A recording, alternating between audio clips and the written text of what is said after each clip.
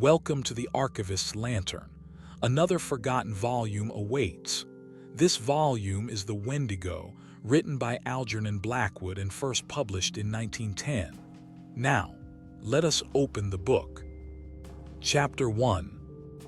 A considerable number of hunting parties were out that year without finding so much as a fresh trail, for the moose were uncommonly shy, and the various Nimrods returned to the bosoms of their respective families with the best excuses the facts of their imaginations could suggest. Dr. Cathcart, among others, came back without a trophy, but he brought instead the memory of an experience which he declares was worth all the bull moose that had ever been shot. But then Cathcart, of Aberdeen, was interested in other things besides moose, amongst them the vagaries of the human mind. This particular story, however, found no mention in his book on collective hallucination for the simple reason, so he confided once to a fellow colleague, that he himself played too intimate a part in it to form a competent judgment of the affair as a whole. Besides himself and his guide, Hank Davis, there was young Simpson, his nephew, a divinity student destined for the Wee Kirk, then on his first visit to Canadian backwoods, and the latter's guide, Defago. Joseph Defago was a French Canuck, who had strayed from his native province of Quebec years before, and had got caught in Rat Portage, when the Canadian Pacific Railway was a-building a man who, in addition to his unparalleled knowledge of woodcraft and bush lore, could also sing the old voyageur songs and tell a capital hunting yarn into the bargain. He was deeply susceptible, moreover, to that singular spell which the wilderness lays upon certain lonely natures, and he loved the wild solitudes with a kind of romantic passion that amounted almost to an obsession. The life of the backwoods fascinated him, whence, doubtless, his surpassing efficiency in dealing with their mysteries. On this particular expedition he was Hank's choice. Hank knew him and swore by him. He also swore at him, just as a pal might, and since he had a vocabulary of picturesque, if utterly meaningless, oaths, the conversation between the two stalwart and hardy woodsmen was often of a rather lively description. This river of expletives, however, Hank agreed to dam a little out of respect for his old hunting boss, Dr. Cathcart, whom of course he addressed after the fashion of the country as Doc, and also because he understood that young Simpson was already a bit of a parson. He had, however, one objection to Defago, and one only, which was that the French Canadian sometimes exhibited what Hank described as the output of a cursed and dismal mind, meaning apparently that he sometimes was true to type Latin type, and suffered fits of a kind of silent moroseness when nothing could induce him to utter speech. Defago, that is to say, was imaginative and melancholy, and as a rule, it was too long a spell of civilization that induced the attacks, for a few days of the wilderness invariably cured them.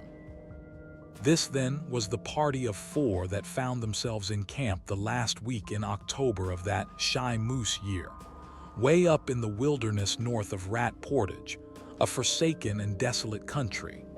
There was also Punk, an Indian who had accompanied Dr. Cathcart and Hank on their hunting trips in previous years, and who acted as cook.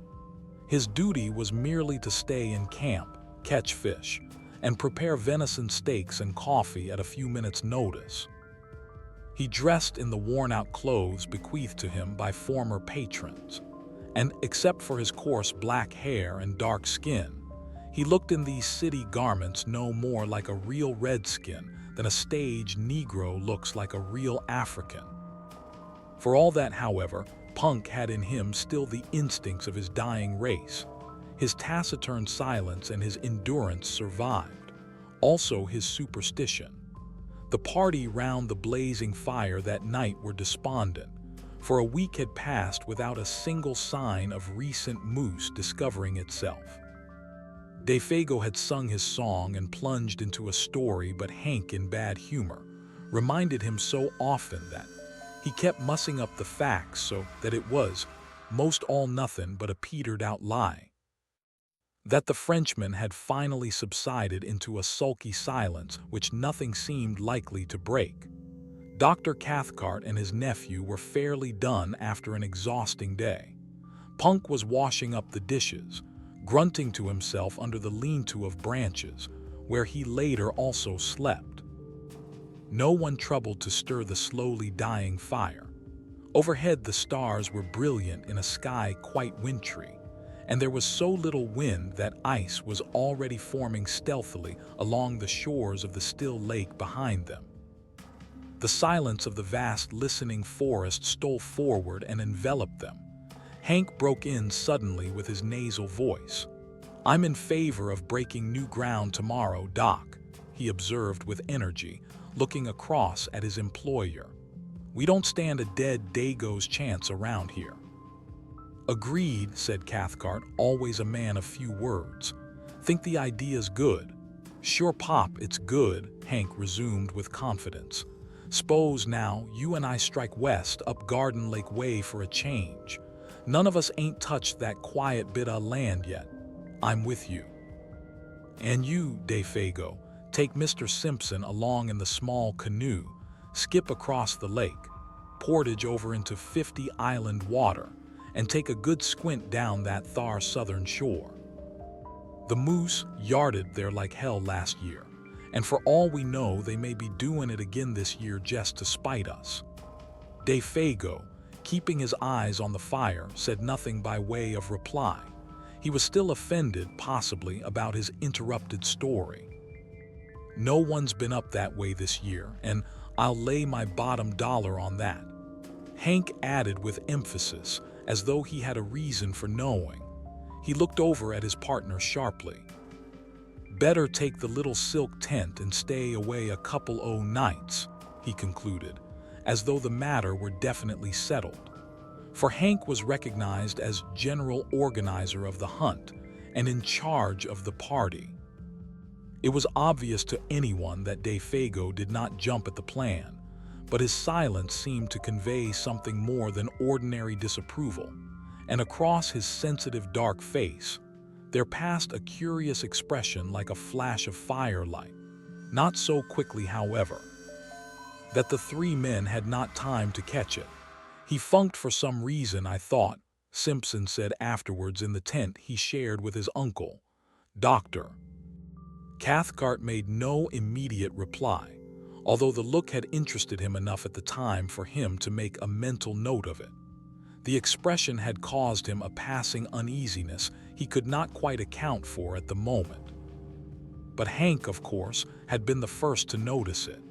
And the odd thing was that instead of becoming explosive or angry over the other's reluctance, he at once began to humor him a bit. "But there ain't no special reason why no one's been up there this year," he said with a perceptible hush in his tone. "Not the reason you mean, anyway. Law's year it was the fires that kept folks out, and this year I guess it just happened so, that's all." His manner was clearly meant to be encouraging. Joseph DeFago raised his eyes a moment, then dropped them again. A breath of wind stole out of the forest and stirred the embers into a passing blaze. Dr. Cathcart again noticed the expression in the guide's face, and again he did not like it. But this time, the nature of the look betrayed itself. In those eyes, for an instant, he caught the gleam of a man scared in his very soul. It disquieted him more than he cared to admit. "Bad Indians up that way?" he asked with a laugh to ease matters a little, while Simpson, too sleepy to notice this subtle byplay, moved off to bed with a prodigious yawn. Or anything wrong with the country?" he added when his nephew was out of hearing. Hank met his eye with something less than his usual frankness.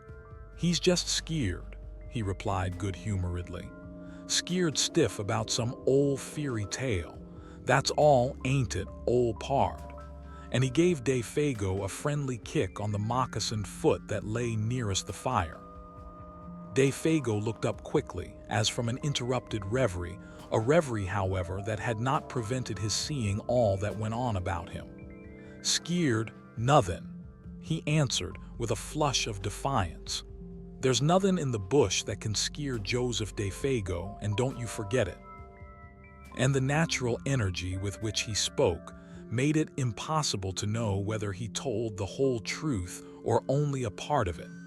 Hank turned towards the doctor. He was just going to add something when he stopped abruptly and looked round. A sound close behind them in the darkness made all three start. It was old Punk, who had moved up from his linta while they talked and now stood there just beyond the circle of firelight listening. "'Nother time, Doc," Hank whispered with a wink, "when the gallery ain't stepped down into the stalls." And springing to his feet, he slapped the Indian on the back and cried noisily, "Come up to the fire and warm your dirty red skin a bit." He dragged him towards the blaze and threw more wood on. "That was a mighty good feed you give us an hour or two back," he continued heartily, as though to set the man's thoughts on another scent. "And it ain't Christian to let you stand out there freezing your old soul to hell while we're gettin' all good and toasted." Punk moved in and warmed his feet, smiling darkly at the other's volubility which he only half understood, but saying nothing. And presently Dr. Cathcart, seeing that further conversation was impossible, followed his nephew's example and moved off to the tent, leaving the three men smoking over the now blazing fire. It is not easy to undress in a small tent without waking one's companion, and Cathcart, hardened and warm-blooded as he was in spite of his 50-odd years, did what Hank would have described as considerable of his twilight in the open. He noticed during the process that Punk had meanwhile gone back to his lean-to, and that Hank and Defago were at it hammer and tongs, or rather, hammer and anvil, the little French-Canadian being the anvil. It was all very like the conventional stage picture of Western melodrama. The fire lighting up their faces, with patches of alternate red and black Defago in slouch hat and moccasins in the part of the Badlands, villain Hank, open-faced and hatless, with that reckless fling of his shoulders. The honest and deceived hero, and old Punk eavesdropping in the background, supplying the atmosphere of mystery. The doctor smiled as he noticed the details, but at the same time something deep within him, he hardly knew what, shrank a little, as though an almost imperceptible breath of warning had touched the surface of his soul and was gone again before he could seize it. Probably it was traceable to that scared expression he had seen in the eyes of Defago. Probably, for this hint of fugitive emotion otherwise escaped his usually so keen analysis. Defago, he was vaguely aware, might cause trouble somehow. He was not as steady a guide as Hank, for instance. Further than that he could not get. He watched the men a moment longer before diving into the stuffy tent where Simpson already slept soundly. Hank, he saw, was swearing like a mad African in a New York nigger saloon, but it was the swearing of affection. The ridiculous oaths flew freely now that the cause of their obstruction was asleep. Presently he put his arm almost tenderly upon his comrade's shoulder, and they moved off together into the shadows where their tent stood faintly glimmering. Punk, too, a moment later followed their example and disappeared between his odorous blankets in the opposite direction. Dr. Cathcart then likewise turned in, weariness and sleep still fighting in his mind with an obscure curiosity to know what it was that had scared Defago about the country up 50 Island Waterway. Wondering, too, why Punk's presence had prevented the completion of what Hank had to say. Then sleep overtook him. He would know tomorrow. Hank would tell him the story while they trudged after the elusive moose. Deep silence fell about the little camp, planted there so audaciously in the jaws of the wilderness. The lake gleamed like a sheet of black glass beneath the stars. The cold air pricked. In the drafts of night that poured their silent tide from the depths of the forest, with messages from distant ridges and from lakes just beginning to freeze, there lay already the faint, bleak odors of coming winter. White men, with their dull scent, might never have divined them. The fragrance of the wood fire would have concealed from them these almost electrical hints of moss and bark and hardening swamp 100 miles away. Even Hank and Defago, subtly in league with the soul of the woods as they were, would probably have spread their delicate nostrils in vain. But an hour later, when all slept like the dead, old Punk crept from his blankets and went down to the shore of the lake like a shadow, silently, as only Indian blood can move. He raised his head and looked about him. The thick darkness rendered sight of small avail, but like the animals, he possessed other senses that darkness could not mute. He listened, then sniffed the air. Motionless as a hemlock stem, he stood there. After 5 minutes again, he lifted his head and sniffed, and yet once again. A tingling of the wonderful nerves that betrayed itself by no outer sign ran through him as he tasted the keen air. Then, merging his figure into the surrounding blackness in a way that only wild men and animals understand, he turned, still moving like a shadow, and went stealthily back to his lean-to and his bed. And soon after he slept, the change of wind he had divined stirred gently the reflection of the stars within the lake. Rising among the far ridges of the country beyond 50 Island Water, it came from the direction in which he had stared, and it passed over the sleeping camp with a faint and sighing murmur through the tops of the big trees that was almost too delicate to be audible.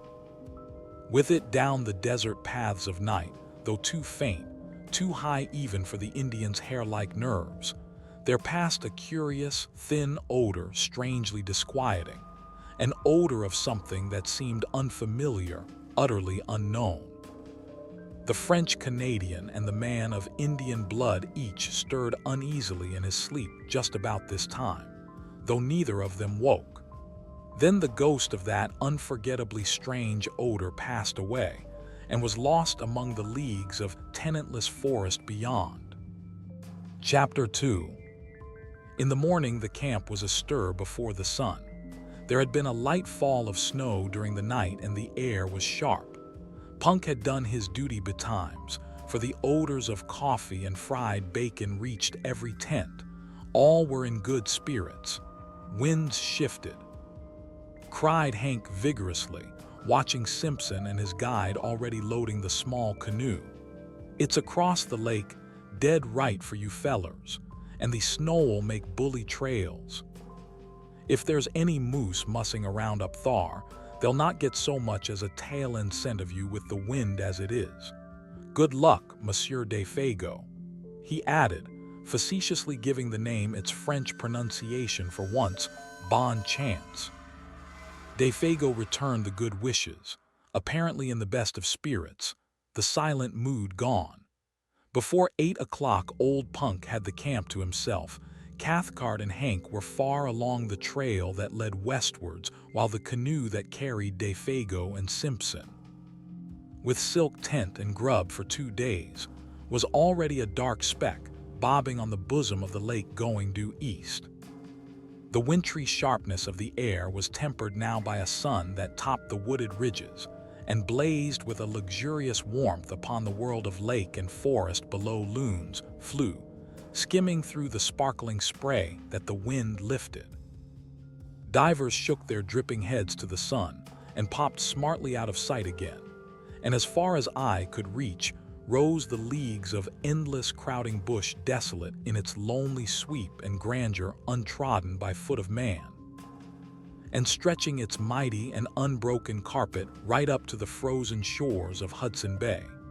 Simpson, who saw it all for the first time as he paddled hard in the bows of the dancing canoe, was enchanted by its austere beauty. His heart drank in the sense of freedom and great spaces, just as his lungs drank in the cool and perfumed wind. Behind him in the stern seat, singing fragments of his native chanties, Defago steered the craft of birch bark like a thing of life, answering cheerfully all his companions' questions. Both were gay and light-hearted. On such occasions, men lose the superficial, worldly distinctions. They become human beings working together for a common end. Simpson, the employer, and Defago, the employed, among these primitive forces, were simply two men, the guider and the guided. Superior knowledge, of course, assumed control, and the younger man fell without a second thought into the quasi-subordinate position. He never dreamed of objecting when Defago dropped the Mr. and addressed him as, say, Simpson or Simpson boss, which was invariably the case before they reached the farther shore after a stiff paddle of 12 miles against a head wind. He only laughed and liked it, then ceased to notice it at all. For this divinity student was a young man of parts and character, though as yet, of course, untraveled, and on this trip, the first time he had seen any country but his own and little Switzerland, the huge scale of things somewhat bewildered him. It was one thing, he realized, to hear about primeval forests, but quite another to see them. While to dwell in them and seek acquaintance with their wild life was, again, an initiation that no intelligent man could undergo without a certain shifting of personal values hitherto held for permanent and sacred. Simpson knew the first faint indication of this emotion when he held the new 303 rifle in his hands and looked along its pair of faultless, gleaming barrels. The 3 days' journey to their headquarters by lake and portage had carried the process a stage farther. And now that he was about to plunge beyond even the fringe of wilderness, where they were camped into the virgin heart of uninhabited regions, as vast as Europe itself, the true nature of the situation stole upon him with an effect of delight and awe that his imagination was fully capable of appreciating. It was himself and Defago against a multitude, at least, against a Titan. The bleak splendors of these remote and lonely forests rather overwhelmed him with the sense of his own littleness. That stern quality of the tangled backwoods, which can only be described as merciless and terrible, rose out of these far blue woods swimming upon the horizon and revealed itself. He understood the silent warning. He realized his own utter helplessness. Only Defago, as a symbol of a distant civilization where man was master, stood between him and a pitiless death by exhaustion and starvation. It was thrilling to him, therefore, to watch Defago turn over the canoe upon the shore, pack the paddles carefully underneath, and then proceed to blaze the spruce stems for some distance on either side of an almost invisible trail, with the careless remark thrown in, "Say, Simpson, if anything happens to me, you'll find the canoe all correct by these marks, then strike due west into the sun to hit the home camp again see." It was the most natural thing in the world to say, and he said it without any noticeable inflection of the voice. Only it happened to express the youth's emotions at the moment with an utterance that was symbolic of the situation and of his own helplessness as a factor in it. He was alone with Defago in a primitive world. That was all. The canoe, another symbol of man's ascendancy, was now to be left behind. Those small yellow patches made on the trees by the axe were the only indications of its hiding place. Meanwhile, shouldering the packs between them, each man carrying his own rifle, they followed the slender trail over rocks and fallen trunks, and across half-frozen swamps skirting numerous lakes that fairly gemmed the forest, their borders fringed with mist, and towards 5 o'clock found themselves suddenly on the edge of the woods. looking out across a large sheet of water in front of them dotted with pine-clad islands of all describable shapes and sizes. 50 island water, announced Defago wearily, and the sun just going to dip his bald old head into it. He added, with unconscious poetry, and immediately they set about pitching camp for the night. In a very few minutes, under those skillful hands that never made a movement too much or a movement too little, the silk tent stood taut and cozy, the beds of balsam boughs ready laid, and a brisk cooking fire burned with the minimum of smoke. While the young Scotman cleaned the fish they had caught trolling behind the canoe, Defago guessed he would just as soon take a turn through the bush for indications of moose. "May come across a trunk where they been and rubbed horns," he said as he moved off, "or feedin' on the last of the maple leaves," and he was gone. His small figure melted away like a shadow in the dusk, while Simpson noted with a kind of admiration how easily the forest absorbed him into herself. A few steps, it seemed, and he was no longer visible. Yet there was little underbrush hereabouts. The trees stood somewhat apart, well spaced, and in the clearings grew silver birch and maple, spear-like and slender, against the immense stems of spruce and hemlock. But for occasional prostrate monsters, and the boulders of gray rock that thrust uncouth shoulders here and there out of the ground, it might well have been a bit of park in the old country. Almost, one might have seen in it the hand of man. A little to the right, however, began the great burnt section miles, in extent proclaiming its real character. Brûlé, as it is called, where the fires of the previous year had raged for weeks, and the blackened stumps now rose gaunt and ugly, bereft of branches. Like gigantic match heads stuck into the ground, savage and desolate beyond words. The perfume of charcoal and rain-soaked ashes still hung faintly about it. The dusk rapidly deepened, the glades grew dark, the crackling of the fire and the wash of little waves along the rocky lake shore were the only sounds audible. The wind had dropped with the sun, and in all that vast world of branches nothing stirred. Any moment, it seemed, the woodland gods, who are to be worshipped in silence and loneliness, might stretch their mighty and terrific outlines among the trees. In front, through doorways pillared by huge straight stems, lay the stretch of 50 island water, a crescent-shaped lake some 15 miles from tip to tip, and perhaps 5 miles across where they were camped. A sky of rose and saffron, more clear than any atmosphere Simpson had ever known, still dropped its pale streaming fires across the waves, where the islands, 100 surely, rather than 50, floated like the fairy barks of some enchanted fleet. Fringed with pines, whose crests fingered most delicately the sky, they almost seemed to move upwards as the light faded, about to weigh anchor and navigate the pathways of the heavens instead of the currents of their native and desolate lake. And strips of colored cloud, like flaunting pennons, signaled their departure to the stars. The beauty of the scene was strangely uplifting.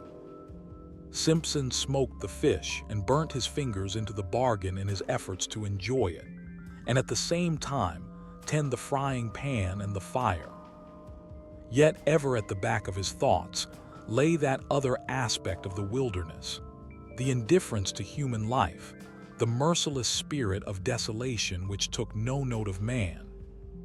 The sense of his utter loneliness, now that even Defago had gone, came close as he looked about him and listened for the sound of his companion's returning footsteps. There was pleasure in the sensation, yet with it a perfectly comprehensible alarm. And instinctively the thought stirred in him. What could I do if anything happened and he did not come back? They enjoyed their well-earned supper, eating untold quantities of fish, and drinking unmilked tea strong enough to kill men who had not covered 30 miles of hard going. eating little on the way. And when it was over, they smoked and told stories round the blazing fire, laughing, stretching weary limbs, and discussing plans for the morrow. Defago was in excellent spirits, though disappointed at having no signs of moose to report. But it was dark and he had not gone far. The brulee, too, was bad. His clothes and hands were smeared with charcoal. Simpson, watching him, realized with renewed vividness their position, alone together in the wilderness. "Defago," he said presently, "these woods, you know, are a bit too big to feel quite at home in, to feel comfortable in, I mean." Eh? He merely gave expression to the mood of the moment. He was hardly prepared for the earnestness, the solemnity even, with which the guide took him up. "You've hit it right, Simpson, boss," he replied, fixing his searching brown eyes on his face, "and that's the truth, sure. There's no end to 'em, no end at all." Then he added in a lowered tone as if to himself, "There's lots found out that, and gone plumb to pieces." But the man's gravity of manner was not quite to the other's liking. It was a little too suggestive for this scenery and setting. He was sorry he had broached the subject.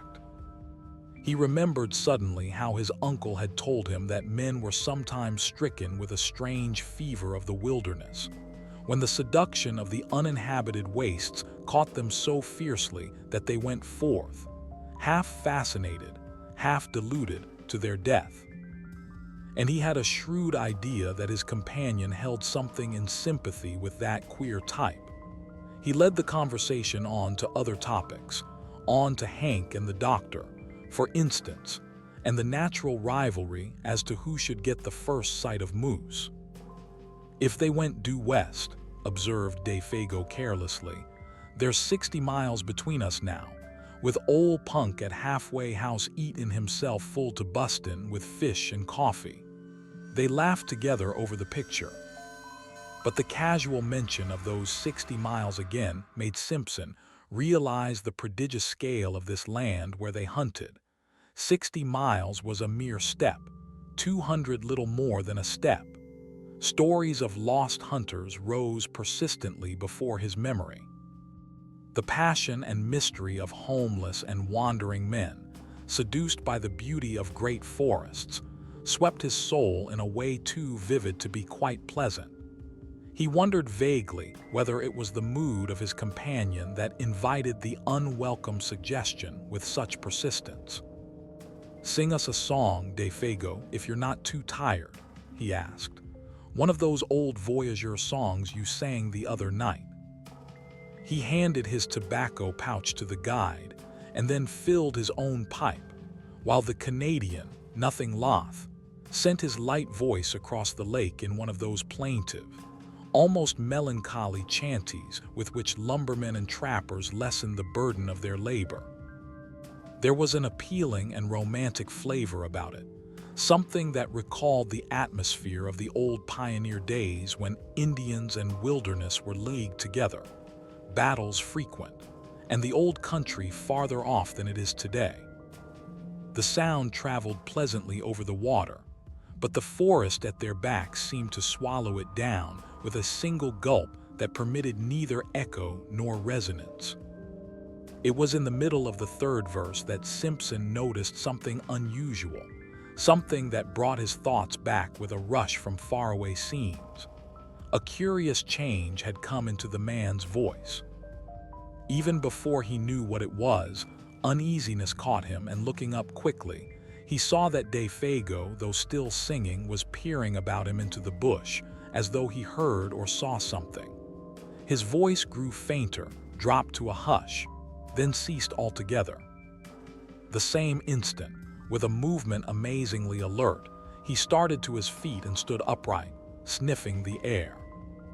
Like a dog scenting game, he drew the air into his nostrils in short, sharp breaths, turning quickly as he did so in all directions, and finally pointing down the lake shore, eastwards. It was a performance unpleasantly suggestive, and at the same time singularly dramatic. Simpson's heart fluttered disagreeably as he watched it. "Lord, man, how you made me jump!" he exclaimed, on his feet beside him the same instant and peering over his shoulder into the sea of darkness. "What's up? Are you frightened?" Even before the question was out of his mouth, he knew it was foolish. For any man with a pair of eyes in his head could see that the Canadian had turned white down to his very gills. Not even sunburn and the glare of the fire could hide that. The student felt himself trembling a little weakish in the knees. "What's up?" he repeated quickly. "Do you smell moose, or anything queer, anything wrong?" He lowered his voice instinctively. The forest pressed round them with its encircling wall. The nearer tree stems gleamed like bronze in the firelight. Beyond that, blackness and, so far as he could tell, a silence of death. Just behind them, a passing puff of wind lifted a single leaf, looked at it, then laid it softly down again without disturbing the rest of the covey. It seemed as if a million invisible causes had combined just to produce that single visible effect. Other life pulsed about them and was gone. Defago turned abruptly. The livid hue of his face had turned to a dirty gray. "I never said I heard or smelt nothin'," he said slowly and emphatically, in an oddly altered voice that conveyed somehow a touch of defiance. "I was only talkin', a look round, so to speak. It's always a mistake to be too previous with your questions." Then he added suddenly with obvious effort in his more natural voice, "Have you got the matches, Boss Simpson?" and proceeded to light the pipe he had half filled just before he began to sing. Without speaking another word, they sat down again by the fire, Defago changing his side so that he could face the direction the wind came from, for even a tenderfoot could tell that. Defago changed his position in order to hear and smell. All there was to be heard and smelt. And since he now faced the lake with his back to the trees, it was evidently nothing in the forest that had sent so strange and sudden a warning to his marvelously trained nerves. "Guess now I don't feel like singing any," he explained presently of his own accord. "That song kinder brings back memories that's troublesome to me. I never oughter have begun it. It sets me on imagining things, see." Clearly the man was still fighting with some profoundly moving emotion. He wished to excuse himself in the eyes of the other. But the explanation, in that it was only a part of the truth, was a lie, and he knew perfectly well that Simpson was not deceived by it. For nothing could explain away the livid terror that had dropped over his face while he stood there sniffing the air. And nothing, no amount of blazing fire or chatting on ordinary subjects, could make that camp exactly as it had been before. The shadow of an unknown horror, naked if unguessed, that had flashed for an instant in the face and gestures of the guide, had also communicated itself, vaguely and therefore more potently, to his companion. The guide's visible efforts to dissemble the truth only made things worse. Moreover, to add to the younger man's uneasiness, was the difficulty, nay, the impossibility he felt of asking questions, and also his complete ignorance as to the cause. Indians, wild animals, forest fires, all these, he knew, were wholly out of the question. His imagination searched vigorously, but in vain. Yet, somehow or other, after another long spell of smoking, talking and roasting themselves before the great fire, the shadow that had so suddenly invaded their peaceful camp began to shift. Perhaps Defago's efforts, or the return of his quiet and normal attitude accomplished this. Perhaps Simpson himself had exaggerated the affair out of all proportion to the truth. Or possibly, the vigorous air of the wilderness brought its own powers of healing. Whatever the cause, the feeling of immediate horror seemed to have passed away as mysteriously as it had come, for nothing occurred to feed it. Simpson began to feel that he had permitted himself the unreasoning terror of a child. He put it down partly to a certain subconscious excitement that this wild and immense scenery generated in his blood, partly to the spell of solitude, and partly to overfatigue. That pallor in the guide's face was, of course, uncommonly hard to explain, yet it might have been due in some way to an effect of firelight or his own imagination. He gave it the benefit of the doubt. He was Scotch.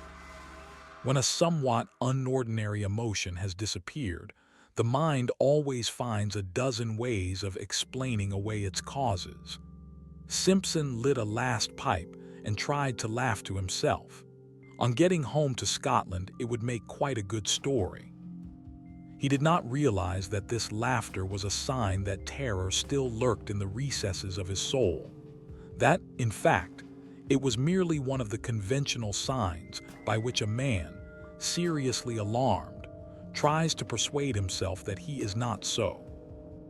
Defago, however, heard that low laughter and looked up with surprise on his face. The two men stood, side by side, kicking the embers about before going to bed. It was 10 o'clock, a late hour for hunters to be still awake.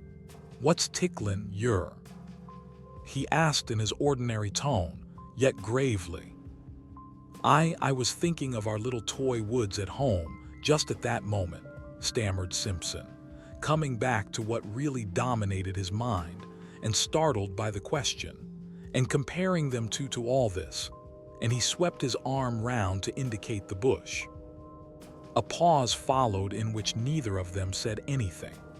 "All the same, I wouldn't laugh about it if I was you," Defago added, looking over Simpson's shoulder into the shadows. "There's places in there nobody won't never see into. Nobody knows what lives in there either. Too big, too far off." The suggestion in the guide's manner was immense and horrible. Defago nodded. The expression on his face was dark. He, too, felt uneasy. The younger man understood that in a hinterland of this size, there might well be depths of wood that would never in the life of the world be known or trodden.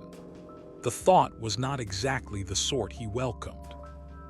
In a loud voice, cheerfully, he suggested that it was time for bed. But the guide lingered, tinkering with the fire, arranging the stones needlessly, doing a dozen things that did not really need doing. Evidently, there was something he wanted to say, yet found it difficult to get at. "Say, you Boss Simpson," he began suddenly, as the last shower of sparks went up into the air. "You don't smell nothing, do you? Nothing particular, I mean." The commonplace question, Simpson realized, veiled a dreadfully serious thought in his mind. A shiver ran down his back. "Nothing but burning wood," he replied firmly, kicking again at the embers. The sound of his own foot made him start. "And all the evenin' you ain't smelt nothing," persisted the guide, peering at him through the gloom. "Nothing extraordinary and different to anything else you ever smelt before." "No, no, man, nothing at all," he replied aggressively, half angrily. Defago's face cleared. "That's good," he exclaimed with evident relief. "That's good to hear." "Have you?" asked Simpson sharply, and the same instant regretted the question. The Canadian came closer in the darkness. He shook his head. "I guess not," he said, though without overwhelming conviction. "It must have been just that song of mine that did it. It's the song they sing in lumber camps and godforsaken places like that, when they're skeered the Wendigos somewhere around, doin' a bit of swift traveling." "And what's the Wendigo, pray?" Simpson asked quickly, irritated because again he could not prevent that sudden shiver of the nerves. He knew that he was close upon the man's terror and the cause of it. Yet a rushing, passionate curiosity overcame his better judgment and his fear. Defago turned swiftly and looked at him as though he were suddenly about to shriek. His eyes shone, but his mouth was wide open. Yet all he said, or whispered rather, for his voice sank very low, was, "It's nothing, but what those lousy fellers believe when they've been hittin' the bottle too long. a sort of great animal that lives up yonder. He jerked his head northwards, quick as lightning in its tracks and bigger'n anything else in the bush. And ain't supposed to be very good to look at, that's all.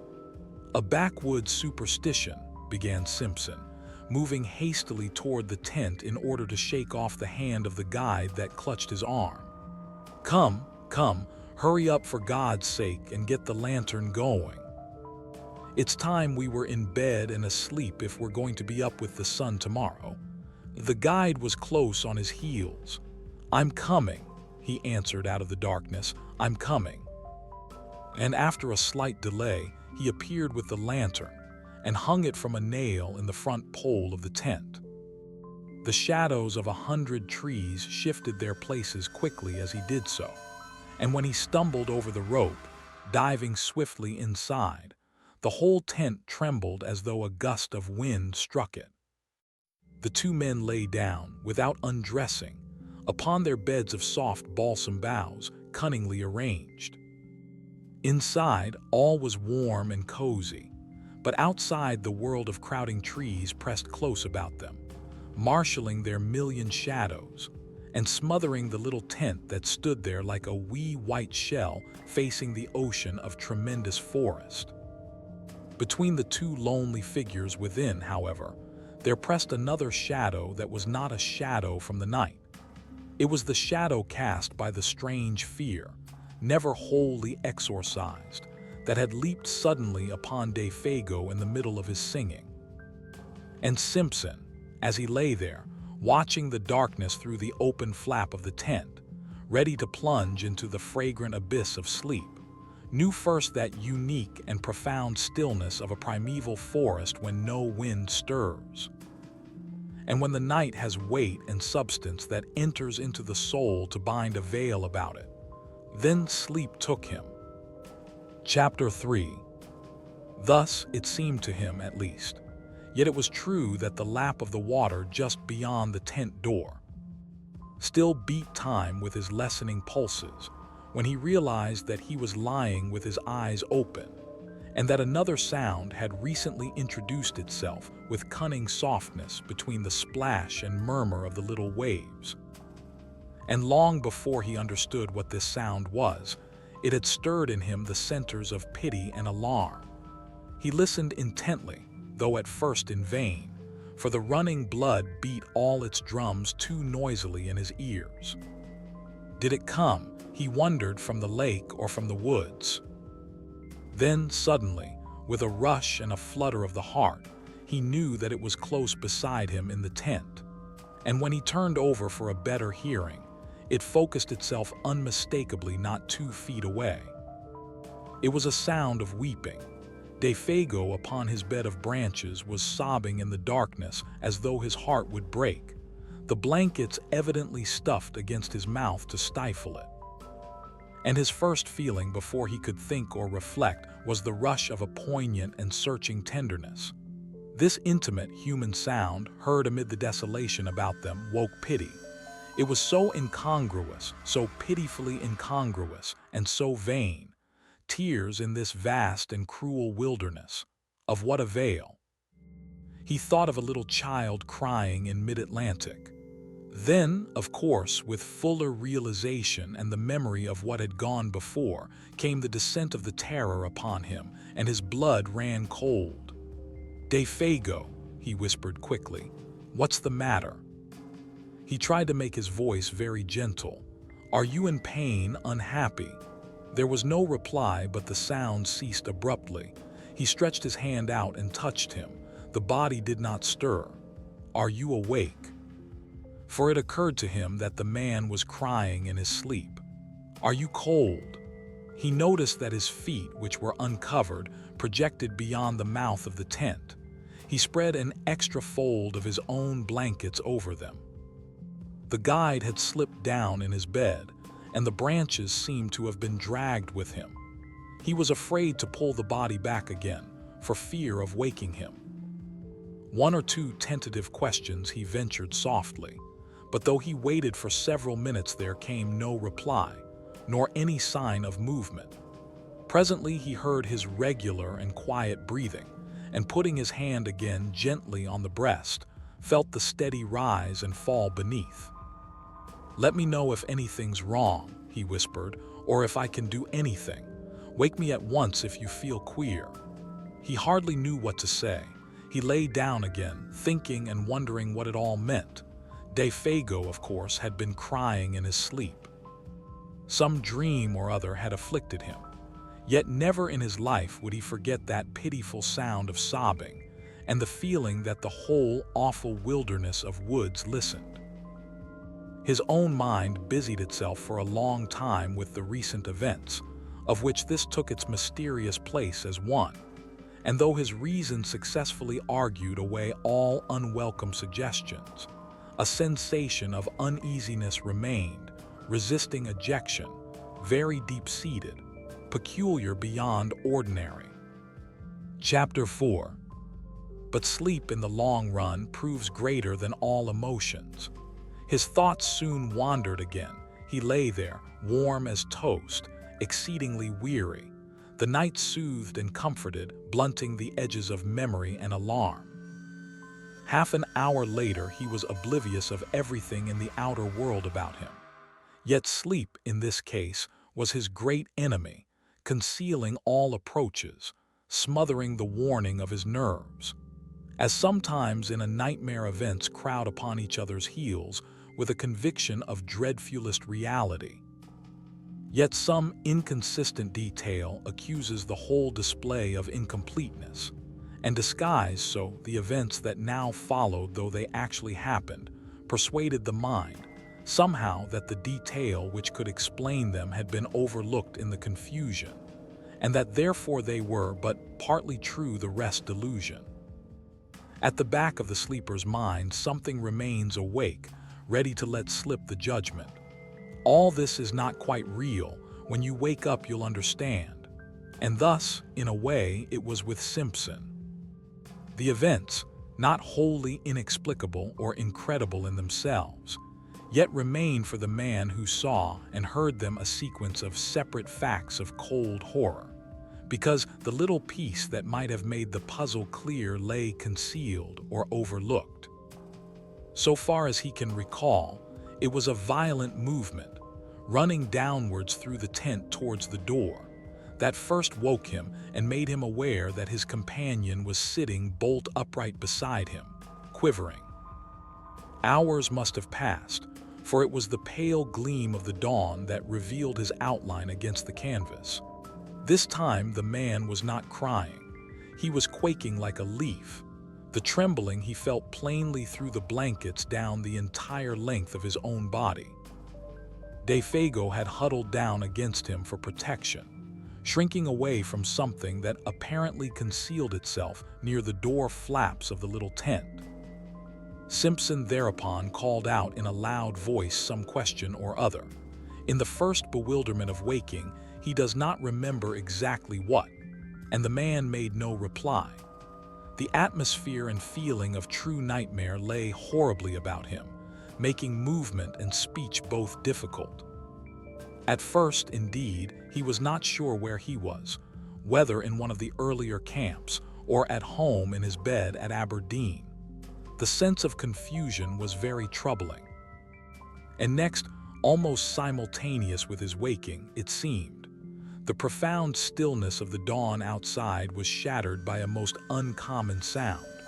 It came without warning or audible approach, and it was unspeakably dreadful. It was a voice, Simpson declares, possibly a human voice, hoarse yet plaintive, a soft, roaring voice close outside the tent, overhead rather than upon the ground, of immense volume, while in some strange way most penetratingly and seductively sweet. It rang out, too, in 3 separate and distinct notes or cries that bore in some odd fashion a resemblance, far-fetched yet recognizable, to the name of the guide, Fago. The student admits he is unable to describe it quite intelligently, for it was unlike any sound he had ever heard in his life, and combined a blending of such contrary qualities. A sort of windy, crying voice, he calls it, as of something lonely and untamed, wild and of abominable power. And even before it ceased, dropping back into the great gulfs of silence, the guide beside him had sprung to his feet with an answering though unintelligible cry. He blundered against the tent pole with violence, shaking the whole structure, spreading his arms out frantically for more room, and kicking his legs impetuously free of the clinging blankets. For a second, perhaps two, he stood upright by the door, his outline dark against the pallor of the dawn. Then, with a furious, rushing speed, before his companion could move a hand to stop him, he shot with a plunge through the flaps of canvas, and was gone. And as he went, so astonishingly fast that the voice could actually be heard dying in the distance, he called aloud in tones of anguished terror that at the same time held something strangely like the frenzied exultation of delight. "Oh, oh, my feet of fire, my burning feet of fire! Oh, oh, this height and fiery speed!" And then the distance quickly buried it, and the deep silence of very early morning descended upon the forest as before.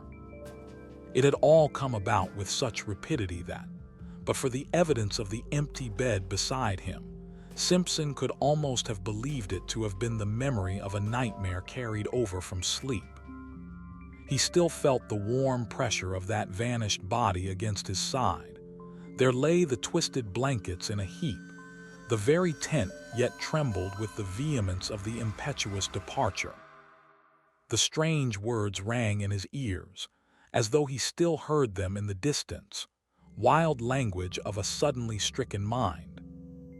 Moreover, it was not only the senses of sight and hearing that reported uncommon things to his brain, for even while the man cried and ran, he had become aware that a strange perfume, faint yet pungent, pervaded the interior of the tent.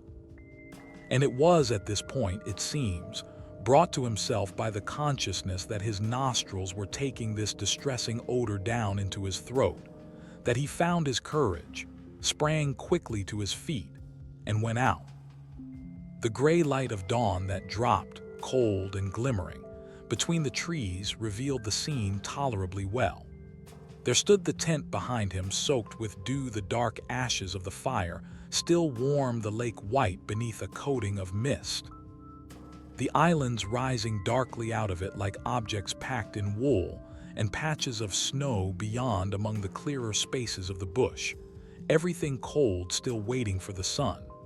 But nowhere a sign of the vanished guide, still, doubtless, flying at frantic speed through the frozen woods. There was not even the sound of disappearing footsteps, nor the echoes of the dying voice. He had gone utterly. There was nothing but the sense of his recent presence, so strongly left behind about the camp, and this penetrating, all-pervading odor. And even this was now rapidly disappearing in its turn. In spite of his exceeding mental perturbation, Simpson struggled hard to detect its nature and define it, but the ascertaining of an elusive scent, not recognized subconsciously and at once, is a very subtle operation of the mind. And he failed. It was gone before he could properly seize or name it. Approximate description, even, seems to have been difficult, for it was unlike any smell he knew. Acrid rather, not unlike the odor of a lion, he thinks, yet softer and not wholly unpleasing, with something almost sweet in it that reminded him of the scent of decaying garden leaves, earth, and the myriad, nameless perfumes that make up the odor of a big forest. Yet the odor of lions is the phrase with which he usually sums it all up. Then it was wholly gone, and he found himself standing by the ashes of the fire in a state of amazement and stupid terror that left him the helpless prey of anything that chose to happen. Had a muskrat poked its pointed muzzle over a rock, or a squirrel scuttled in that instant down the bark of a tree, he would most likely have collapsed without more ado and fainted. For he felt about the whole affair the touch somewhere of a great outer horror. and his scattered powers had not as yet had time to collect themselves into a definite attitude of fighting self-control. Nothing did happen, however. A great kiss of wind ran softly through the awakening forest, and a few maple leaves here and there rustled tremblingly to earth. The sky seemed to grow suddenly much lighter. Simpson felt the cool air upon his cheek and uncovered head, realized that he was shivering with the cold, and, making a great effort, realized next that he was alone in the bush, and that he was called upon to take immediate steps to find and succor his vanished companion. Make an effort, accordingly, he did, though an ill-calculated and futile one. With that wilderness of trees about him, the sheet of water cutting him off behind, and the horror of that wild cry in his blood, he did what any other inexperienced man would have done in similar bewilderment. He ran about without any sense of direction like a frantic child, and called loudly without ceasing the name of the guide. "Defago! Defago! Defago!" He yelled, and the trees gave him back the name as often as he shouted, only a little softened. "Defago! Defago! Defago!" He followed the trail that lay a short distance across the patches of snow, and then lost it again, where the trees grew too thickly for snow to lie. He shouted till he was hoarse, and till the sound of his own voice in all that unanswering and listening world began to frighten him. His confusion increased in direct ratio to the violence of his efforts.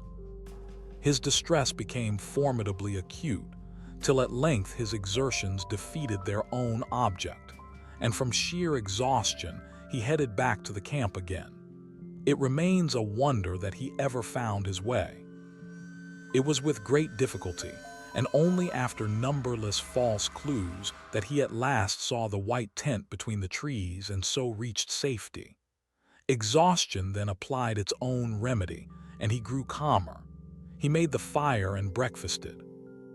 Hot coffee and bacon put a little sense and judgment into him again, and he realized that he had been behaving like a boy.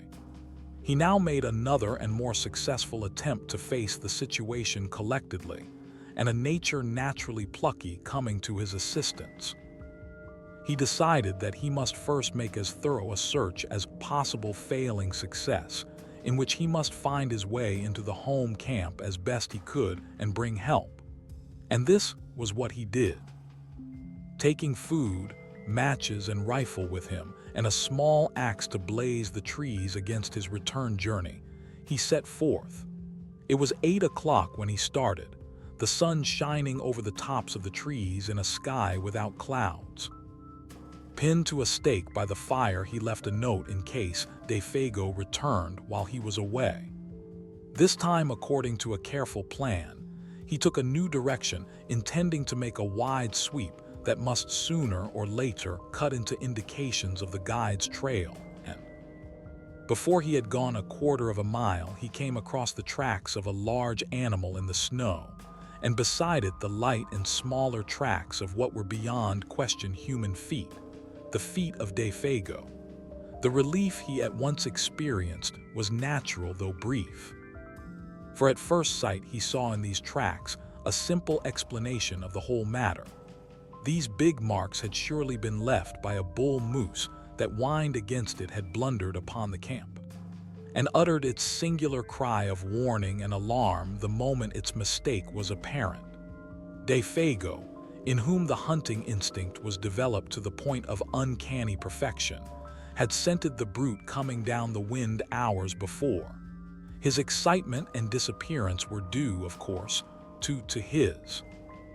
Then the impossible explanation at which he grasped faded, as common sense showed him mercilessly that none of this was true. No guide, much less a guide like Defago, could have acted in so irrational a way, going off even without his rifle. The whole affair demanded a far more complicated elucidation when he remembered the details of it all.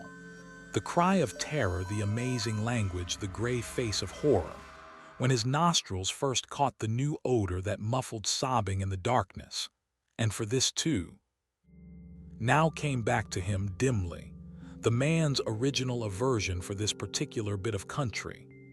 Besides, now that he examined them closer, these were not the tracks of a bull moose at all.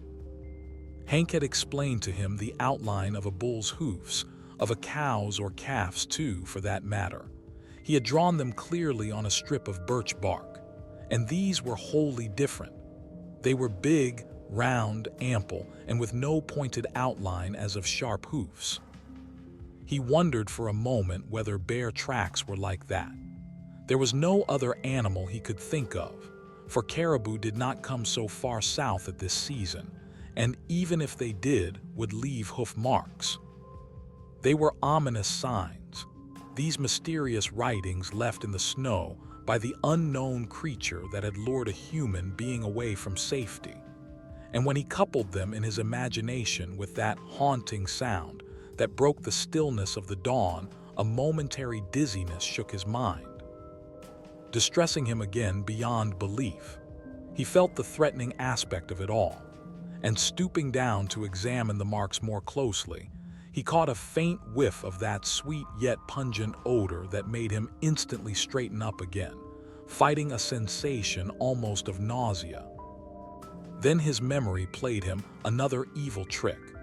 He suddenly recalled those uncovered feet projecting beyond the edge of the tent, and the body's appearance of having been dragged towards the opening, the man's shrinking from something by the door when he woke later. The details now beat against his trembling mind with concerted attack. They seemed to gather in those deep spaces of the silent forest about him, where the host of trees stood waiting, listening, watching to see what he would do.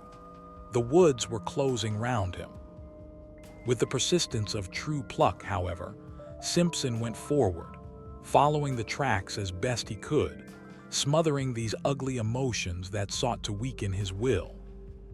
He blazed innumerable trees as he went, ever fearful of being unable to find the way back, and calling aloud at intervals of a few seconds the name of the guide.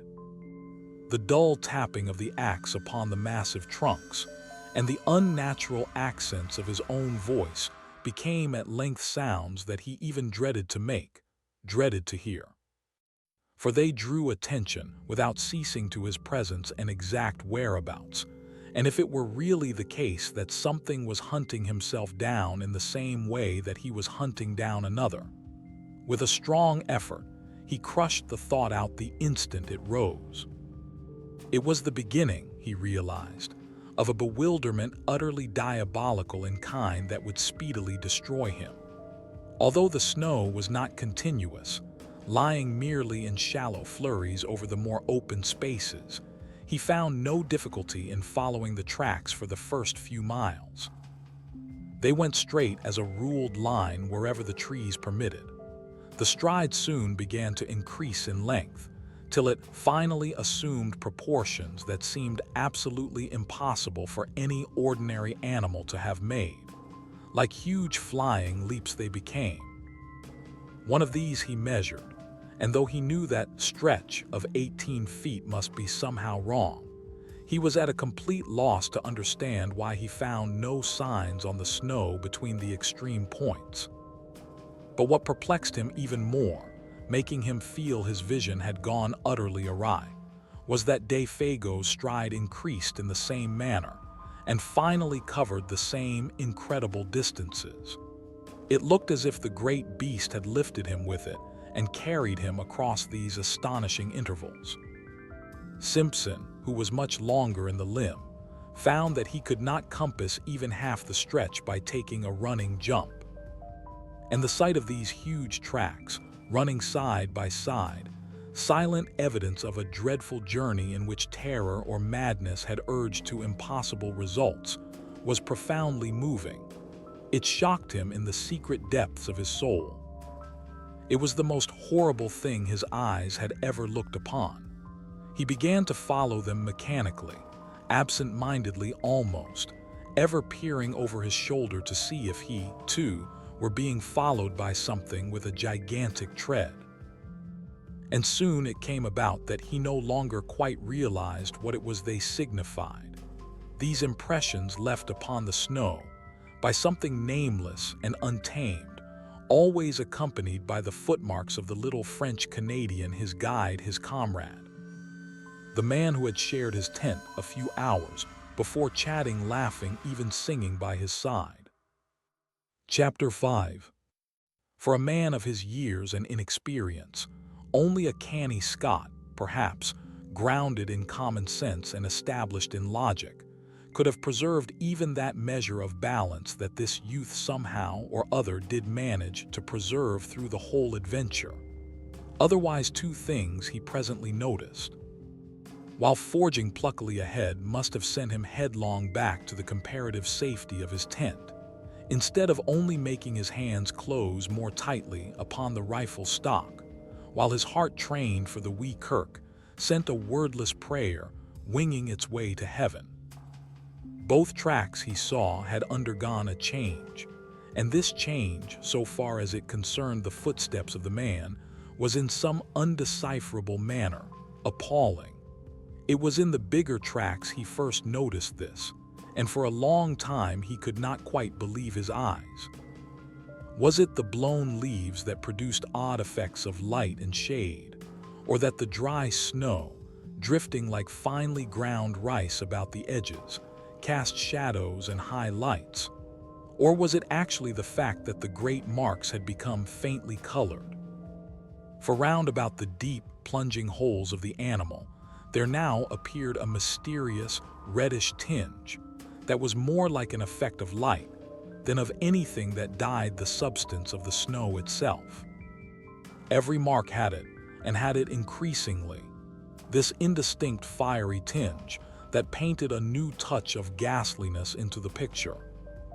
But when, wholly unable to explain or to credit it, he turned his attention to the other tracks to discover if they, too, bore similar witness, he noticed that these had meanwhile undergone a change that was infinitely worse, and charged with far more horrible suggestion. For in the last 100 yards or so, he saw that they had grown gradually into the semblance of the parent tread. Imperceptibly the change had come about, yet unmistakably. It was hard to see where the change first began. The result, however, was beyond question. Smaller, neater, more cleanly modeled, they formed now an exact and careful duplicate of the larger tracks beside them.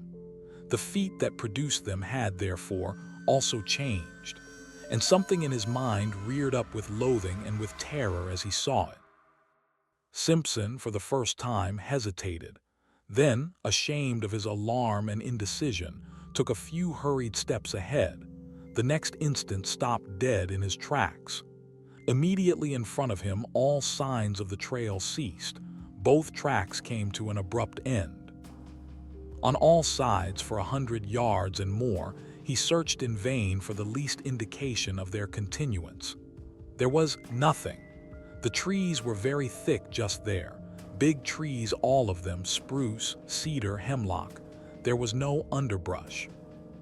He stood looking about him, all distraught, bereft of any power of judgment. Then he set to work to search again, and yet again, but always with the same result. Nothing. The feet that printed the surface of the snow thus far had now, apparently, left the ground. And it was in that moment of distress and confusion that the whip of terror laid its most nicely calculated lash about his heart. It dropped with deadly effect upon the sore spot of all, completely unnerving him. He had been secretly dreading all the time that it would come, and come it did. Far overhead, muted by great height and distance, strangely thinned and wailing, he heard the crying voice of De Fago, the guide.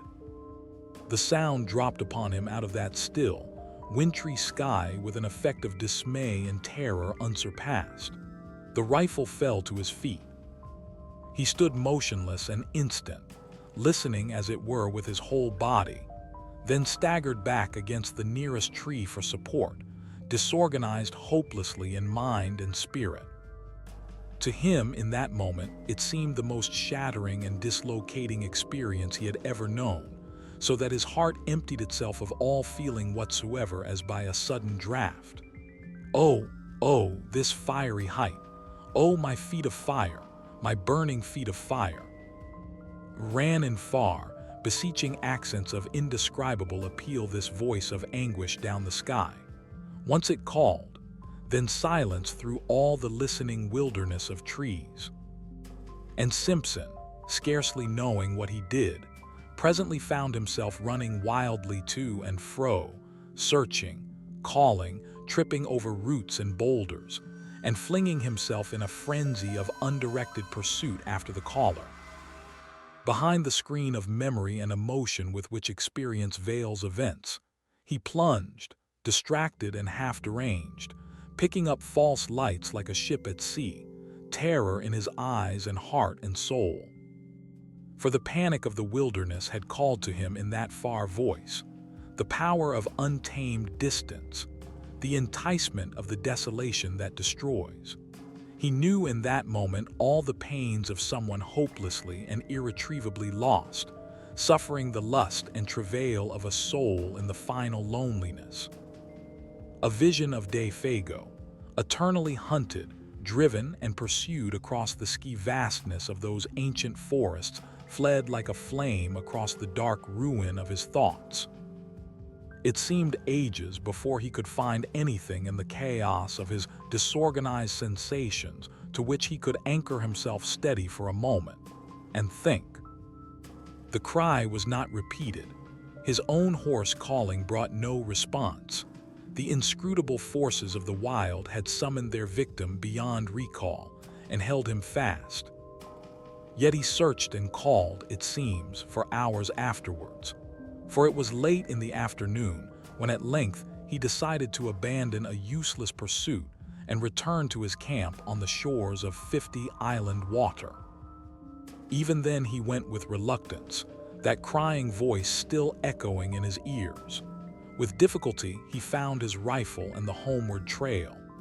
The concentration necessary to follow the badly blazed trees and a biting hunger that gnawed helped to keep his mind steady.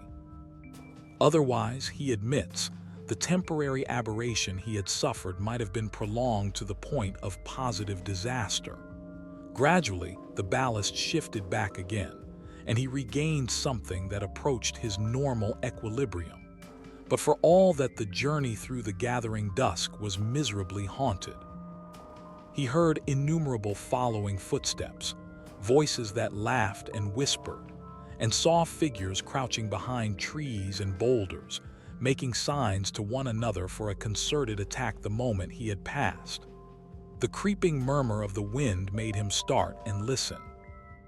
He went stealthily, trying to hide where possible and making as little sound as he could. The shadows of the woods, hitherto protective or covering merely, had now become menacing, challenging, and the pageantry in his frightened mind masked a host of possibilities that were all the more ominous for being obscure. The presentiment of a nameless doom lurked ill-concealed behind every detail of what had happened. It was really admirable how he emerged victor in the end. Men of riper powers and experience might have come through the ordeal with less success. He had himself tolerably well in hand, all things considered, and his plan of action proves it. Sleep being absolutely out of the question, and traveling an unknown trail in the darkness equally impracticable, he sat up the whole of that night, rifle in hand, before a fire he never for a single moment allowed to die down. The severity of the haunted vigil marked his soul for life, but it was successfully accomplished, and with the very first signs of dawn, he set forth upon the long return journey to the home camp to get help. As before, he left a written note to explain his absence and to indicate where he had left a plentiful cache of food and matches, though he had no expectation that any human hands would find them.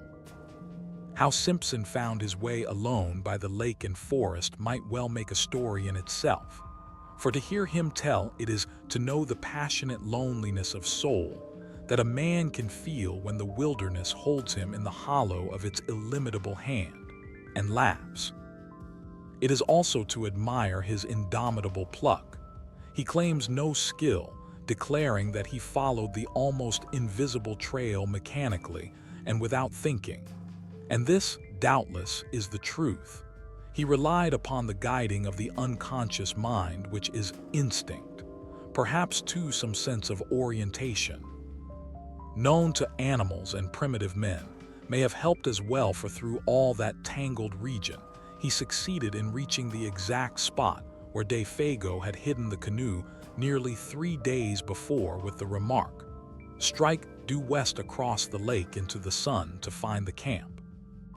There was not much sun left to guide him, but he used his compass to the best of his ability, embarking in the frail craft for the last 12 miles of his journey with a sensation of immense relief that the forest was at last behind him.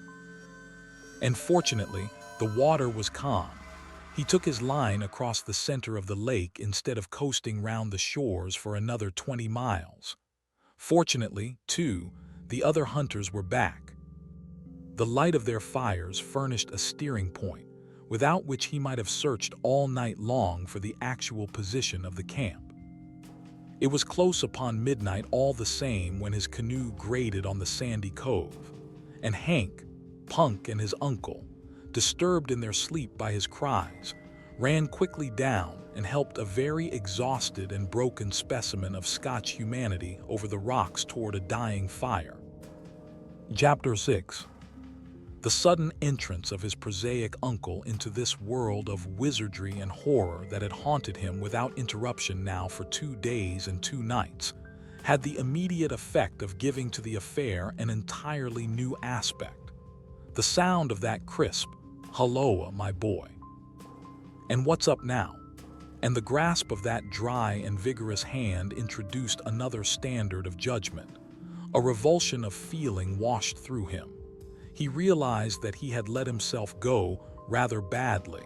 He even felt vaguely ashamed of himself. The native hard-headedness of his race reclaimed him. And this doubtless explains why he found it so hard to tell that group round the fire everything.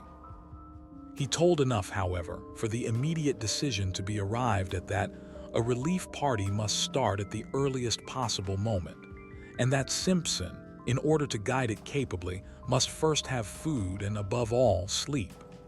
Doctor Cathcart, observing the lad's condition more shrewdly than his patient knew, gave him a very slight injection of morphine. For 6 hours he slept like the dead. From the description carefully written out afterwards by this student of divinity, it appears that the account he gave to the astonished group omitted sundry vital and important details. He declares that, with his uncle's wholesome, matter-of-fact countenance staring him in the face, he simply had not the courage to mention them. Thus all the search party gathered, it would seem, was that Defago had suffered in the night an acute and inexplicable attack of mania, had imagined himself called by someone or something, and had plunged into the bush after it without food or rifle, where he must die a horrible and lingering death by cold and starvation, unless he could be found and rescued in time. In time, moreover, meant at once. In the course of the following day, however, they were off by 7, leaving Punk in charge, with instructions to have food and fire always ready. Simpson found it possible to tell his uncle a good deal more of the story's true inwardness, without divining that it was drawn out of him, as a matter of fact, by a very subtle form of cross-examination. By the time they reached the beginning of the trail, where the canoe was laid up against the return journey, he had mentioned how Defago spoke vaguely of something he called a Wendigo, how he cried in his sleep, how he imagined an unusual scent about the camp, and had betrayed other symptoms of mental excitement. He also admitted the bewildering effect of that extraordinary odor upon himself, pungent and acrid like the odor of lions. And by the time they were within an easy hour of 50 Island Water, he had let slip the further fact, a foolish avowal of his own hysterical condition, as he felt afterwards, that he had heard the vanished guide call for help. He omitted the singular phrases used, for he simply could not bring himself to repeat the preposterous language. Also, while describing how the man's footsteps in the snow had gradually assumed an exact miniature likeness of the animal's plunging tracks, he left out the fact that they measured a wholly incredible distance. It seemed a question, nicely balanced between individual pride and honesty, what he should reveal and what suppress. He mentioned the fiery tinge in the snow, for instance, yet shrank from telling that body and bed had been partly dragged out of the tent. With the net result that Dr. Cathcart, adroit psychologist that he fancied himself to be, had assured him clearly enough exactly where his mind, influenced by loneliness, bewilderment, and terror, had yielded to the strain and invited delusion. While praising his conduct, he managed at the same time to point out where, when, and how his mind had gone astray. He made his nephew think himself finer than he was by judicious praise, yet more foolish than he was by minimizing the value of the evidence. Like many another materialist, that is, he lied cleverly on the basis of insufficient knowledge, because the knowledge supplied seemed to his own particular intelligence inadmissible. The spell of these terrible solitudes, he said, cannot leave any mind untouched, any mind, that is, possessed of the higher imaginative qualities. It has worked upon yours exactly as it worked upon my own when I was your age. The animal that haunted your little camp was undoubtedly a moose, for the belling of a moose may have, sometimes, a very peculiar quality of sound. The colored appearance of the big tracks was obviously a defect of vision in your own eyes produced by excitement. The size and stretch of the tracks we shall prove when we come to them. But the hallucination of an audible voice, of course, is one of the commonest forms of delusion due to mental excitement. An excitement, my dear boy, perfectly excusable and, let me add, wonderfully controlled by you under the circumstances. For the rest, I am bound to say, you have acted with a splendid courage, for the terror of feeling oneself lost in this wilderness is nothing short of awful, and had I been in your place, I don't for a moment believe I could have behaved with 1/4 of your wisdom and decision. The only thing I find it uncommonly difficult to explain is that damned odor. It made me feel sick, I assure you, declared his nephew, positively dizzy. His uncle's attitude of calm omniscience, merely because he knew more psychological formulae, made him slightly defiant. It was so easy to be wise in the explanation of an experience one has not personally witnessed.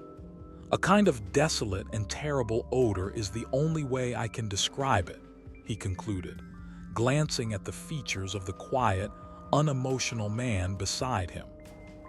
I can only marvel, was the reply, that under the circumstances it did not seem to you even worse.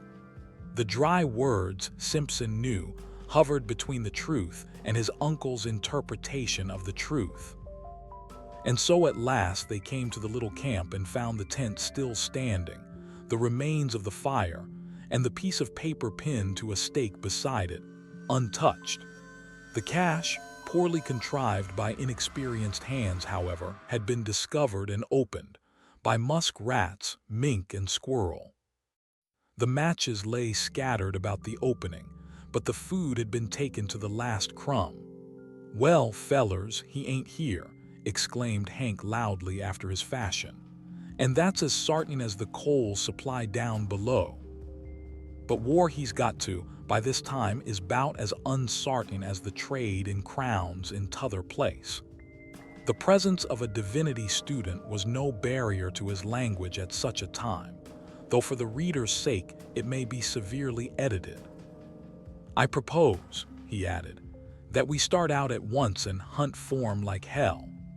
The gloom of de Fago's probable fate oppressed the whole party with a sense of dreadful gravity the moment they saw the familiar signs of recent occupancy. Especially the tent, with the bed of balsam branches still smoothed and flattened by the pressure of his body, seemed to bring his presence near to them. Simpson, feeling vaguely as if his world were somehow at stake, went about explaining particulars in a hushed tone. He was much calmer now, though overwearied with the strain of his many journeys. His uncle's method of explaining away, rather, the details still fresh in his haunted memory helped, too, to put ice upon his emotions. "And that's the direction he ran off in," he said to his two companions, pointing in the direction where the guide had vanished that morning in the gray dawn. "Straight down there, he ran like a deer, in between the birch and the hemlock." Hank and Dr. Cathcart exchanged glances. "And it was about 2 miles down there in a straight line," continued the other, speaking with something of the former terror in his voice, "that I followed his trail to the place where it stopped dead. And where you heard him calling and caught the stench, and all the rest of the wicked entertainment," cried Hank, with a volubility that betrayed his keen distress. "And where your excitement overcame you to the point of producing illusions," added Dr. Cathcart under his breath, yet not so low that his nephew did not hear it. It was early in the afternoon, for they had traveled quickly, and there were still a good 2 hours of daylight left. Dr. Cathcart and Hank lost no time in beginning the search, but Simpson was too exhausted to accompany them. They would follow the blazed marks on the trees and, where possible, his footsteps. Meanwhile, the best thing he could do was to keep a good fire going and rest. But after something like 3 hours' search, the darkness already down, the two men returned to camp with nothing to report. Fresh snow had covered all signs, and though they had followed the blazed trees to the spot where Simpson had turned back, they had not discovered the smallest indication of a human being, or for that matter, of an animal. There were no fresh tracks of any kind. The snow lay undisturbed. It was difficult to know what was best to do, though in reality there was nothing more they could do. They might stay and search for weeks without much chance of success. The fresh snow destroyed their only hope, and they gathered round the fire for supper, a gloomy and despondent party. The facts, indeed, were sad enough, for de Fago had a wife at Rat Portage, and his earnings were the family's sole means of support. Now that the whole truth in all its ugliness was out, it seemed useless to deal in further disguise or pretense. They talked openly of the facts and probabilities.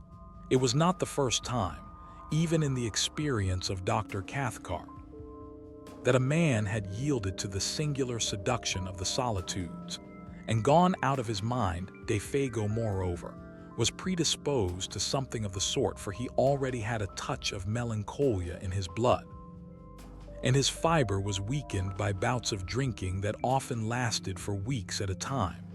Something on this trip, one might never know precisely what, had sufficed to push him over the line, that was all. And he had gone off into the great wilderness of trees and lakes to die by starvation and exhaustion. The chances against his finding camp again were overwhelming. The delirium that was upon him would also doubtless have increased, and it was quite likely he might do violence to himself and so hasten his cruel fate. Even while they talked, indeed, the end had probably come. On the suggestion of Hank, his old pal, however, they proposed to wait a little longer and devote the whole of the following day, from dawn to darkness, to the most systematic search they could devise. They would divide the territory between them. They discussed their plan in great detail. All that men could do they would do. And meanwhile, They talked about the particular form in which the singular panic of the wilderness had made its attack upon the mind of the unfortunate guide. Hank, though familiar with the legend in its general outline, obviously did not welcome the turn the conversation had taken. He contributed little, though that little was illuminating. For he admitted that a story ran over all this section of country, to the effect that several Indians had seen the Wendigo along the shores of 50 Island Water in the fall of last year, and that this was the true reason of Fago's disinclination to hunt there. Hank doubtless felt that he had in a sense helped his old pal to death by overpersuading him. When an Indian goes crazy, he explained, talking to himself more than to the others, it seemed, it's always put that he's seen the Wendigo. And poor old Fago was superstitious down to his very heels.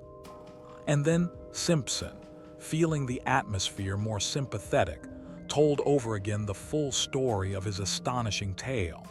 He left out no details this time. He mentioned his own sensations and gripping fears. He only omitted the strange language used.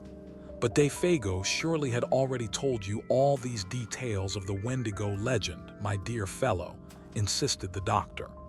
I mean, he had talked about it, and thus put into your mind the ideas which your own excitement afterwards developed.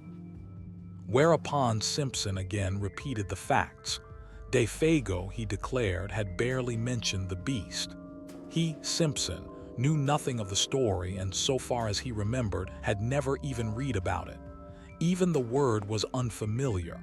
Of course he was telling the truth, and Dr. Cathcart was reluctantly compelled to admit the singular character of the whole affair. He did not do this in words so much as in manner, however. He kept his back against a good stout tree.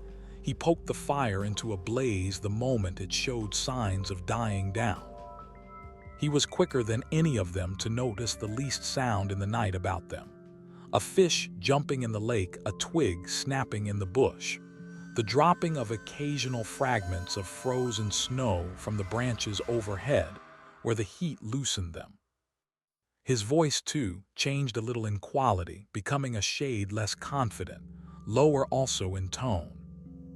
Fear, to put it plainly, hovered close about that little camp. And though all three would have been glad to speak of other matters, the only thing they seemed able to discuss was this, the source of their fear.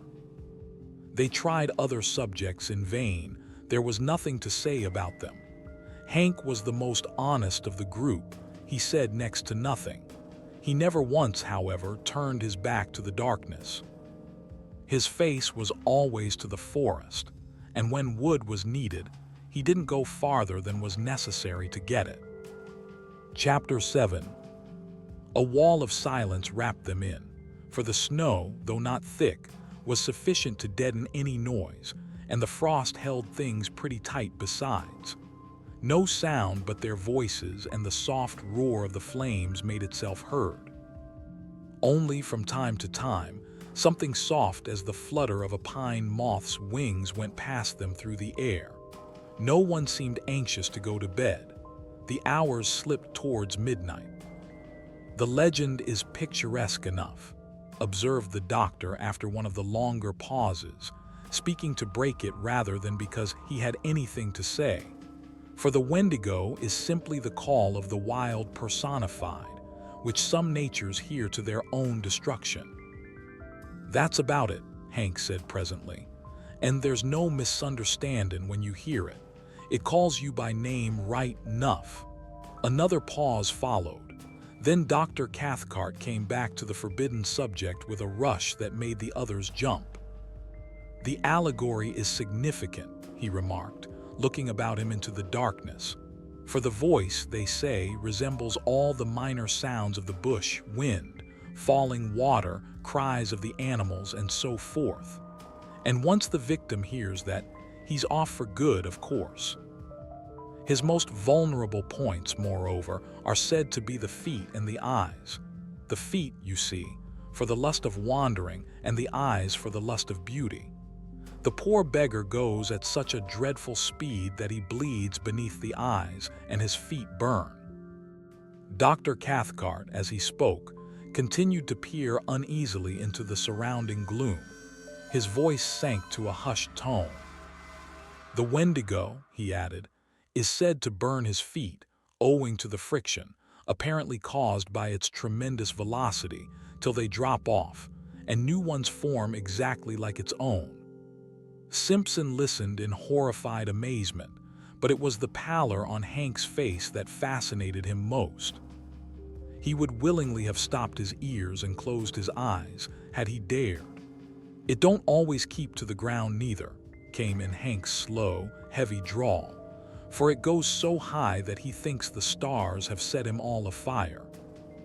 And it'll take great thumpin' jumps sometimes, and run along the tops of the trees, carrying its partner with it, and then droppin' him just as a fish hawk'll drop a pickerel to kill it before eatin'.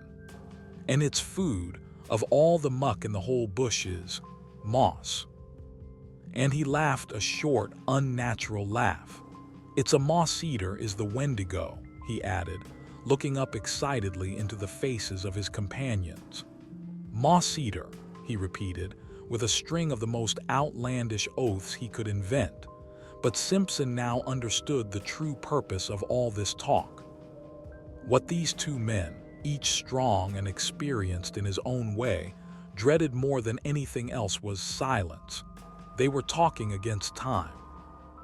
They were also talking against darkness, against the invasion of panic, against the admission reflection might bring that they were in an enemy's country, against anything, in fact, rather than allow their inmost thoughts to assume control. He himself, already initiated by the awful vigil with terror, was beyond both of them in this respect. He had reached the stage where he was immune. But these two, the scoffing, analytical doctor and the honest, dogged backwoodsman, each sat trembling in the depths of his being. Thus the hours passed, and thus, with lowered voices and a kind of taut inner resistance of spirit, this little group of humanity sat in the jaws of the wilderness and talked foolishly of the terrible and haunting legend. It was an unequal contest, all things considered, for the wilderness had already the advantage of first attack and of a hostage. The fate of their comrade hung over them with a steadily increasing weight of oppression that finally became insupportable. It was Hank, after a pause longer than the preceding ones that no one seemed able to break, who first let loose all this pent-up emotion in very unexpected fashion, by springing suddenly to his feet and letting out the most ear-shattering yell imaginable into the night. He could not contain himself any longer, it seemed. To make it carry even beyond an ordinary cry, he interrupted its rhythm by shaking the palm of his hand before his mouth. "That's for Day Fago," he said, looking down at the other two with a queer, defiant laugh, "for it's my belief, the sandwiched oaths may be omitted, that my old partner's not far from us at this very minute." There was a vehemence and recklessness about his performance that made Simpson, too, start to his feet in amazement, and betrayed even the doctor into letting the pipe slip from between his lips. Hank's face was ghastly, but Cathcart showed a sudden weakness, a loosening of all his faculties, as it were. Then a momentary anger blazed into his eyes, and he too, though with deliberation born of habitual self-control, got upon his feet and faced the excited guide. For this was unpermissible, foolish, dangerous, and he meant to stop it in the bud. What might have happened in the next minute or two one may speculate about, yet never definitely know, for in the instant of profound silence that followed Hank's roaring voice, and as though in answer to it, something went past through the darkness of the sky overhead at terrific speed. Something of necessity, very large for it, displaced much air, while down between the trees there fell a faint and windy cry of a human voice, calling in tones of indescribable anguish and appeal, Oh, oh, this fiery height. Oh, oh, my feet of fire, my burning feet of fire. White to the very edge of his shirt, Hank looked stupidly about him like a child. Doctor. Cathcart uttered some kind of unintelligible cry, turning as he did so with an instinctive movement of blind terror towards the protection of the tent, then halting in the act as though frozen. Simpson, alone of the three, retained his presence of mind a little. His own horror was too deep to allow of any immediate reaction. He had heard that cry before. Turning to his stricken companions, he said almost calmly, "That's exactly the cry I heard, the very words he used." Then, lifting his face to the sky, he cried aloud, "De Fago, De Fago. Come down here to us, come down." And before there was time for anybody to take definite action one way or another, there came the sound of something dropping heavily between the trees, striking the branches on the way down, and landing with a dreadful thud upon the frozen earth below. The crash and thunder of it was really terrific. "That's him, help me the good God," came from Hank in a whispering cry, half choked, his hand going automatically toward the hunting knife in his belt. "And he's coming, he's coming," he added with an irrational laugh of horror, as the sounds of heavy footsteps crunching over the snow became distinctly audible, approaching through the blackness towards the circle of light. And while the steps, with their stumbling motion, moved nearer and nearer upon them, the three men stood round that fire, motionless and dumb. Dr. Cathcart had the appearance of a man suddenly withered. Even his eyes did not move. Hank, suffering shockingly, seemed on the verge again of violent action, yet did nothing. He too was hewn of stone. Like stricken children they seemed. The picture was hideous. And meanwhile, their owner still invisible, the footsteps came closer, crunching the frozen snow. It was endless, too prolonged to be quite real, this measured and pitiless approach. It was accursed. Chapter 8. Then at length the darkness, having thus laboriously conceived, brought forth a figure. It drew forward into the zone of uncertain light where fire and shadows mingled, not 10 feet away, then halted, staring at them fixedly. The same instant it started forward again with the spasmodic motion as of a thing moved by wires, and coming up closer to them, full into the glare of the fire, they perceived then that it was a man, and apparently that this man was De Fago. Something like a skin of horror almost perceptibly drew down in that moment over every face, and 3 pairs of eyes shone through it, as though they saw across the frontiers of normal vision into the unknown. De Fago advanced, his tread faltering and uncertain. He made his way straight up to them as a group first, then turned sharply and peered close into the face of Simpson. The sound of a voice issued from his lips. "Here I am, Boss Simpson. I heard someone calling me." It was a faint, dried-up voice, made wheezy and breathless as by immense exertion. "I'm having a regular hellfire kind of a trip, I am." And he laughed, thrusting his head forward into the other's face.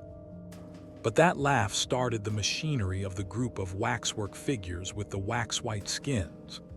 Hank immediately sprang forward with a stream of oaths so far-fetched that Simpson did not recognize them as English at all, but thought he had lapsed into Indian or some other lingo. He only realized that Hank's presence, thrust thus between them, was welcome, uncommonly welcome. Dr. Cathcart, though more calmly and leisurely, advanced behind him, heavily stumbling. Simpson seems hazy as to what was actually said and done in those next few seconds, for the eyes of that detestable and blasted visage peering at such close quarters into his own utterly bewildered his senses at first. He merely stood still. He said nothing. He had not the trained will of the older men that forced them into action in defiance of all emotional stress. He watched them moving as behind a glass that half destroyed their reality. It was dreamlike, perverted. Yet through the torrent of Hank's meaningless phrases, he remembers hearing his uncle's tone of authority, hard and forced, saying several things about food and warmth, blankets, whiskey, and the rest. And further, that whiffs of that penetrating, unaccustomed odor, vile yet sweetly bewildering, assailed his nostrils during all that followed. It was no less a person than himself, however, less experienced and adroit than the others though he was, who gave instinctive utterance to the sentence that brought a measure of relief into the ghastly situation by expressing the doubt and thought in each one's heart. "It is you, isn't it, De Fago?" he asked under his breath, horror breaking his speech, and at once Cathcart burst out with the loud answer before the other had time to move his lips. "Of course it is. Of course it is. Only, can't you see, he's nearly dead with exhaustion, cold, and terror. Isn't that enough to change a man beyond all recognition?" It was said in order to convince himself as much as to convince the others. The overemphasis alone proved that, and continually, while he spoke and acted, he held a handkerchief to his nose. That odor pervaded the whole camp. For the De Fago, who sat huddled by the big fire wrapped in blankets drinking hot whiskey and holding food in wasted hands, was no more like the guide they had last seen alive than the picture of a man of 60 is like a daguerreotype of his early youth in the costume of another generation. Nothing really can describe that ghastly caricature, that parody, masquerading there in the firelight as De Fago. From the ruins of the dark and awful memories he still retains, Simpson declares that the face was more animal than human, the features drawn about into wrong proportions, the skin loose and hanging, as though he had been subjected to extraordinary pressures and tensions. It made him think vaguely of those bladder faces blown up by the hawkers on Ludgate Hill, that change their expression as they swell, and as they collapse emit a faint and wailing imitation of a voice. Both face and voice suggested some such abominable resemblance. But Cathcart long afterwards, seeking to describe the indescribable, asserts that thus might have looked a face and body that had been in air so rarefied that, the weight of atmosphere being removed, the entire structure threatened to fly asunder and become incoherent. It was Hank, though all distraught and shaking with a tearing volume of emotion he could neither handle nor understand, who brought things to a head without much ado.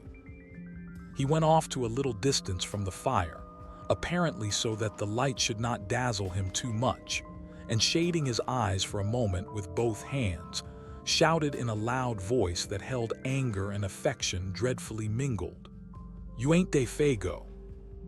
You ain't De Fago at all. I don't give a damn, but that ain't you, my old pal of 20 years." He glared upon the huddled figure as though he would destroy him with his eyes. "And if it is, I'll swab the floor of hell with a wad of cotton wool on a toothpick. Help me the good God," he added, with a violent fling of horror and disgust. It was impossible to silence him. He stood there shouting like one possessed, horrible to see, horrible to hear, because it was the truth. He repeated himself in 50 different ways, each more outlandish than the last. The woods rang with echoes. At one time it looked as if he meant to fling himself upon the intruder, for his hand continually jerked towards the long hunting knife in his belt.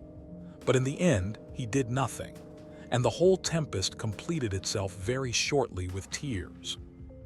Hank's voice suddenly broke. He collapsed on the ground, and Cathcart somehow or other persuaded him at last to go into the tent and lie quiet. The remainder of the affair, indeed, was witnessed by him from behind the canvas, his white and terrified face peeping through the crack of the tent door flap. Then Dr. Cathcart, closely followed by his nephew, who so far had kept his courage better than all of them, went up with a determined air and stood opposite to the figure of Fago huddled over the fire. He looked him squarely in the face and spoke. At first his voice was firm. "Fago, tell us what's happened, just a little, so that we can know how best to help you," he asked in a tone of authority, almost of command, and at that point it was command. At once afterwards, however, it changed in quality, for the figure turned up to him a face so piteous, so terrible and so little like humanity, that the doctor shrank back from him as from something spiritually unclean. Simpson, watching close behind him, says he got the impression of a mask that was on the verge of dropping off, and that underneath they would discover something black and diabolical, revealed in utter nakedness. "Out with it, man, out with it," Cathcart cried, terror running neck and neck with entreaty. "None of us can stand this much longer." It was the cry of instinct over reason. And then Fago, smiling whitely, answered in that thin and fading voice that already seemed passing over into a sound of quite another character. "I seen that great Wendigo thing," he whispered, sniffing the air about him exactly like an animal. "I been with it too." Whether the poor devil would have said more, or whether Dr. Cathcart would have continued the impossible cross-examination, cannot be known, for at that moment the voice of Hank was heard yelling at the top of his voice from behind the canvas that concealed all but his terrified eyes. Such a howling was never heard. His feet, oh God, his feet! Look at his great changed feet. Fago, shuffling where he sat, had moved in such a way that for the first time his legs were in full light and his feet were visible.